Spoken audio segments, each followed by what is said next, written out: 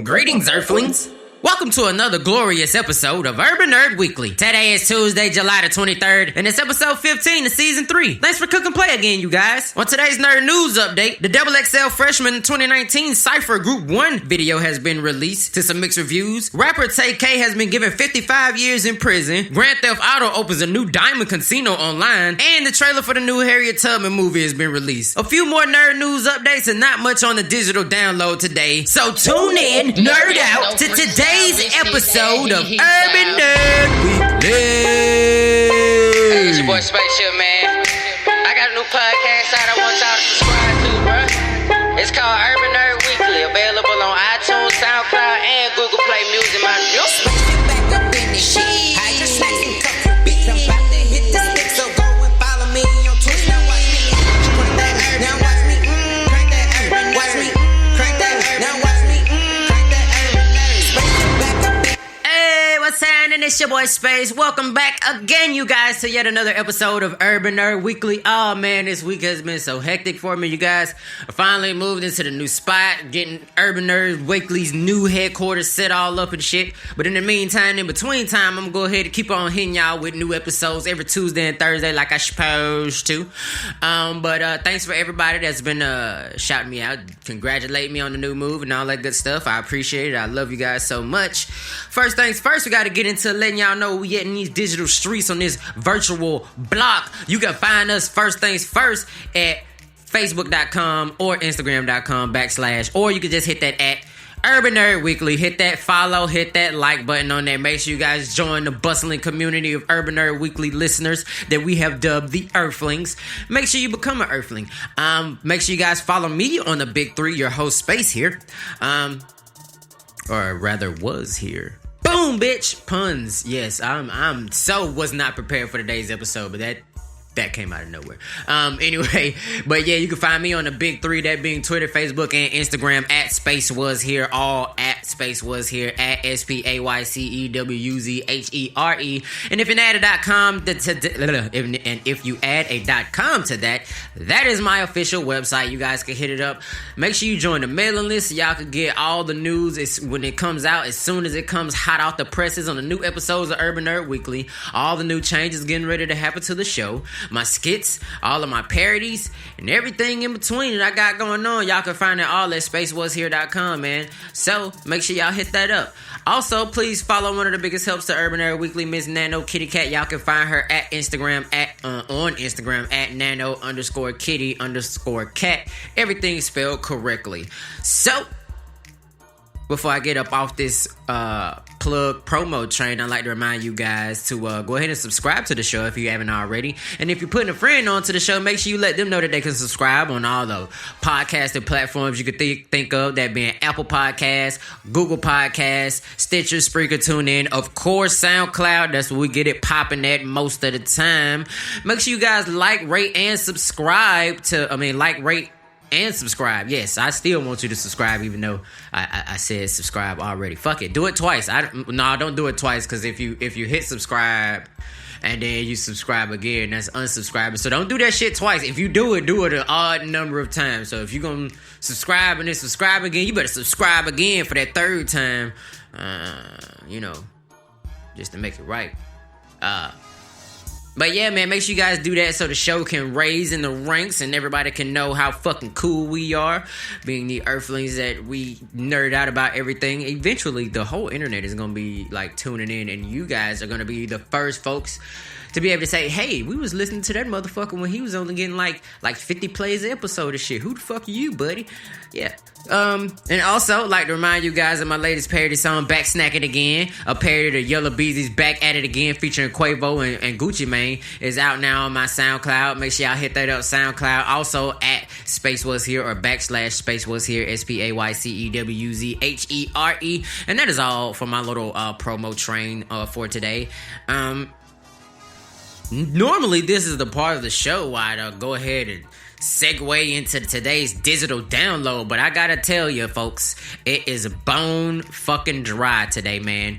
We got plenty in the Nerd News Update section, though. In today's first story for the Nerd News Update, we was talking a couple of episodes ago about how XXL released this year's Freshman 2019 cover, and they, that's the issue that came out most recently. Well, now they have the Cypher for this freshman class, and the first group had Lil Mosey, YK Osiris, the Baby, and Megan Thee Stallion in it. So when they released, because that's the first group, then when they released the video, of course the internet, everybody that's into it, definitely paid attention to the freestyles, to the Cypher freestyle or whatever. And of course, Megan Thee Stallion and the Baby were kind of the standouts. I say of course because I'm a little bit more familiar with them than the other two. Like I know a couple songs from YK Osiris that done been on the radio. I didn't even know they was him at first until somebody said, like one of the radio personalities on the radio said that he was the artist. I thought it was somebody else that I had already heard of before, but it wasn't them. So I heard a couple songs from him, but of course, Megan Thee Stallion and the Baby have been, keeping the summer pretty lit this summer, and it's pretty much because of them. It's been a hot girl, hot boy type summer.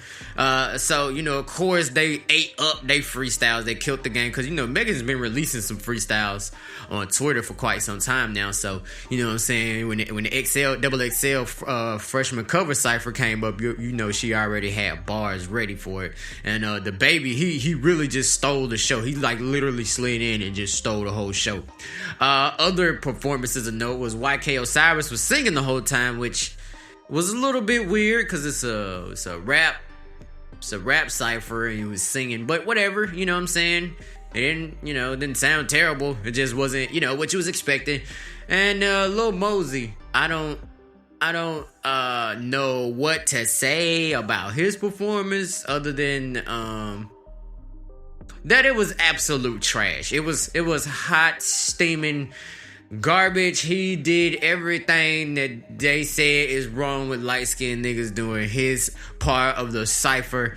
I'm sorry. It was nothing of note. I mean, outside of his I'm dressed like it's the first day of school in a place where it don't get that hot at outfit, that was pretty fly. But outside of that freestyle was a hot ass fucking mess. But yeah, the Baby, and like I said, the Baby and Megan Thee Stallion really stole it. And I'm interested to see the rest of the ciphers from the other groups in a freshman class, just because Megan Thee Stallion, the Baby, and Gunna were, to me, some of the bigger artists on the freshman XL list. So it's pretty cool to see, what I'm saying, they freestyles for this particular issue. The Baby ate it up. Let's see what Gunna does, hopefully on one of the groups. I'm ready to see that. Let's just make sure XXL y'all don't put Lil Mosey in no more ciphers. He's making y'all look bad.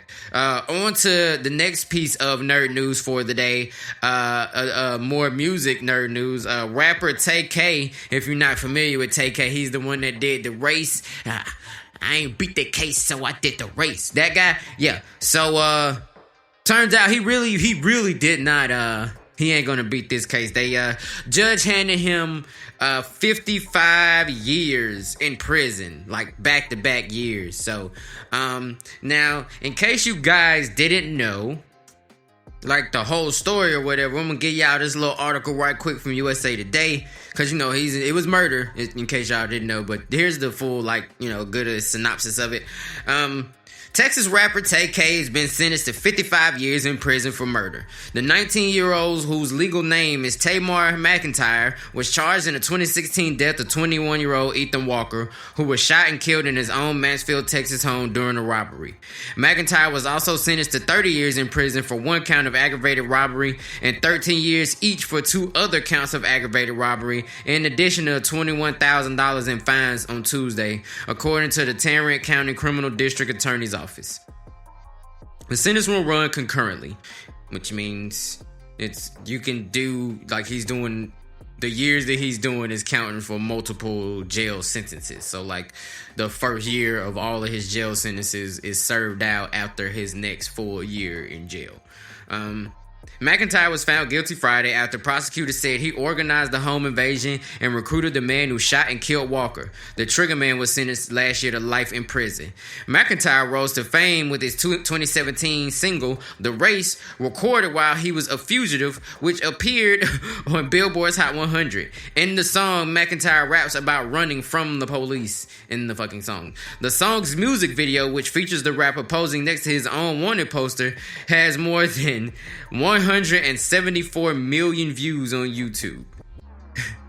Like, damn, bro. Like, if you ain't want yourself to be on motherfucking Front Street as it was, you should make sure you got it on that shit. And here's an interesting thing. A lot of people are saying that, his lyrics are part of why he got a sentence. According to news.vice.com, here's how TK's lyrics helped put him in prison for 55 years. Prosecutors used the music video and the lyrics from TK's hit single, The Race, as a key piece of evidence while interviewing their last witness. The song that helped launch the career of 19-year-old Tamar McIntyre, better known as Texas rapper TK, is what ultimately helped him get sentenced to 55 years in prison. TK was found guilty of robbery, like I just told y'all guys in the last article. Y'all read it in the last article. Death, 24, blah, blah, blah, blah, blah, blah, blah. Prosecutors used the music video and lyrics from TK's hit single, The Race, as a key piece of evidence while interviewing their last witness Monday. The song recounts TK's criminal adventures fleeing house arrest, which he was under in connection to the fatal 2016 robbery. The rapper escaped in March 2017 by cutting off his GPS-enabled ankle bracelet before tweeting out, "Fuck this house arrest shit, fuck 12. And then they gonna have to catch me on hood." TK released The Race shortly after he hit the road. In the song, the rapper seemingly admits both his motive for escaping and his participation in the robbery, all while toting a gun. Fuck a beat, I was trying to beat the case, but I ain't beat the case, bitch, I did the race. We was plotting, y'all was trying to get the pack in, you was robbing for a fraction. So yeah, that, if you ain't heard the song yet, make sure y'all, hit YouTube or whatever. Prosecutors also showcased the cover of TK's 2017 EP, Living Like Larry, which features the rapper sitting on the kitchen countertop holding a gun. TK's controversial single took him from underground artist to mainstream rapper. The Race would peak at number 44 in the Billboard Hot 100 charts and eventually go platinum thanks to the real life drama surrounding the fugitive artist. The rapper would spend 3 months successfully evading authorities, all the while releasing new music before being captured. During his run from the cops, TK allegedly robbed a 65-year-old in Arlington, Texas in May 2017. He's been charged but is still awaiting trial.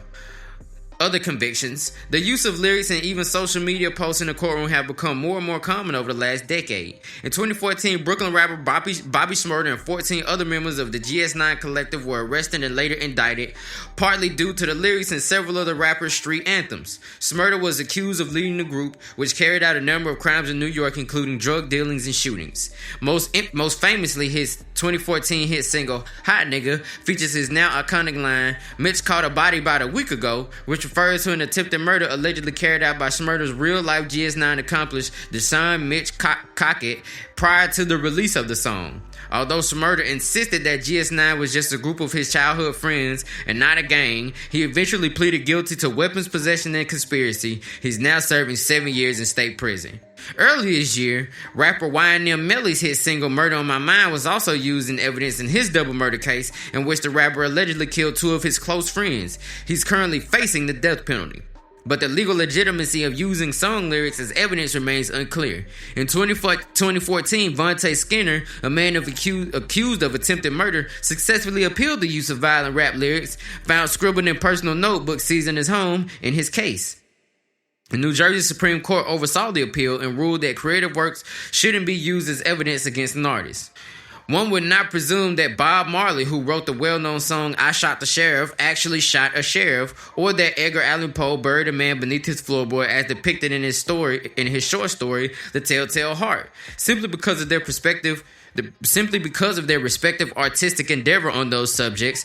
The justices wrote on their decision, the defendant's lyrics should receive no different treatment. Christian Star Bands contributed to this report.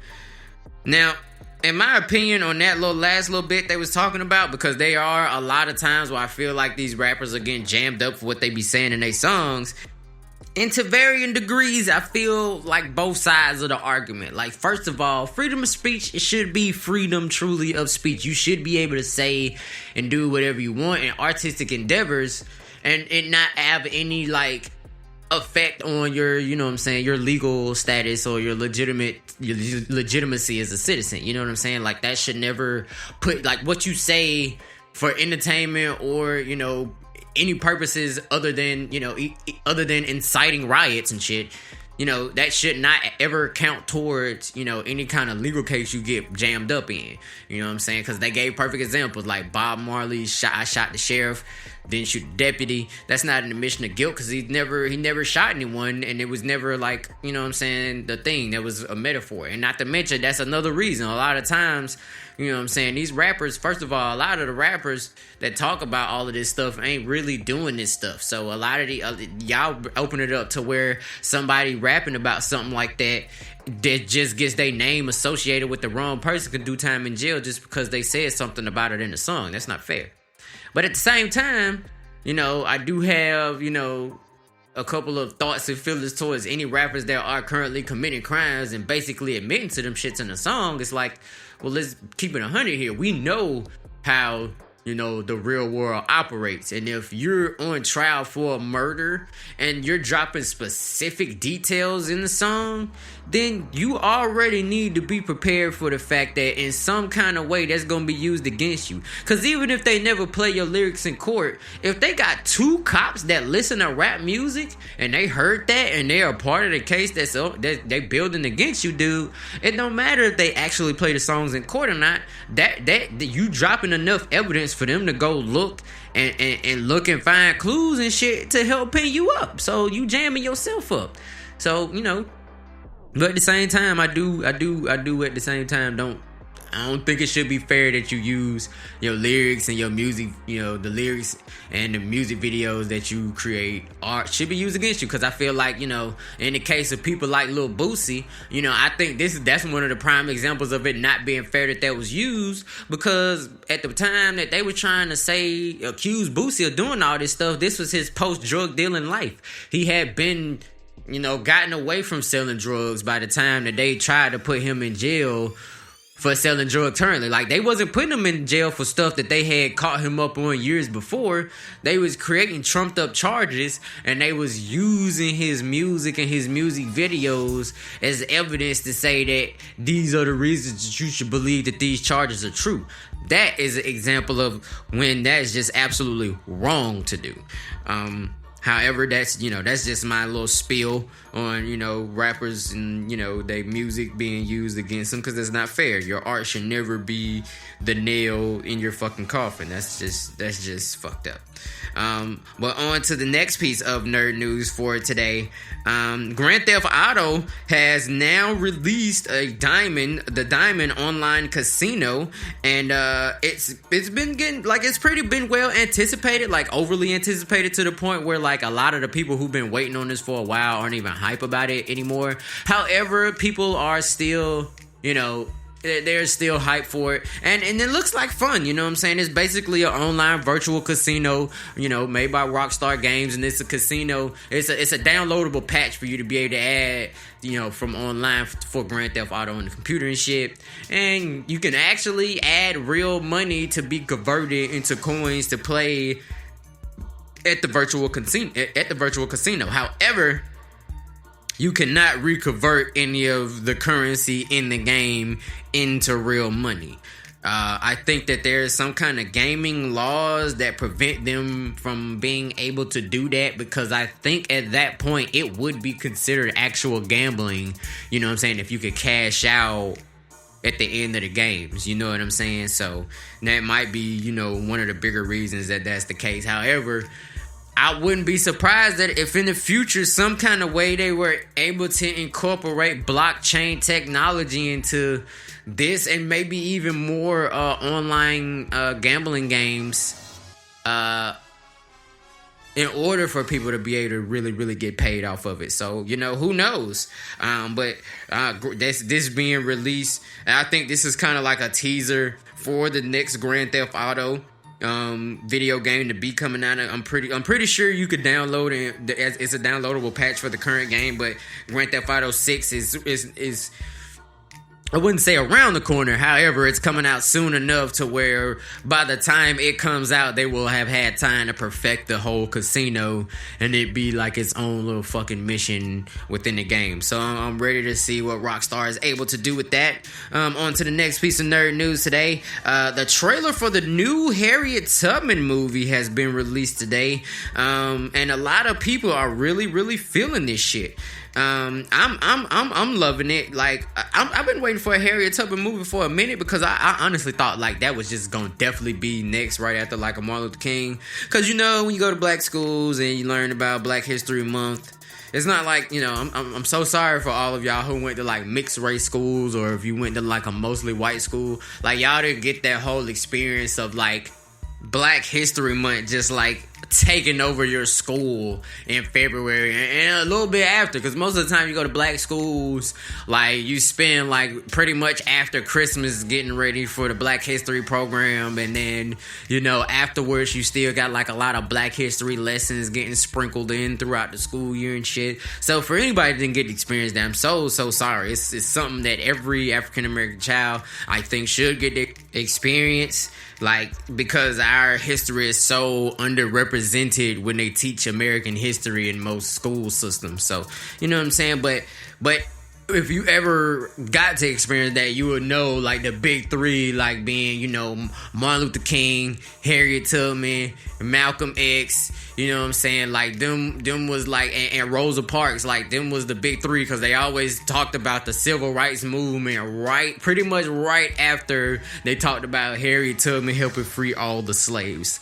That's all we got for today's episode though, guys. Make sure y'all tune in to the next episode of Urban Nerd Weekly. I appreciate each and every one of you. Thanks for listening. I'll see you next time. My name is Space. I was here, but now I'm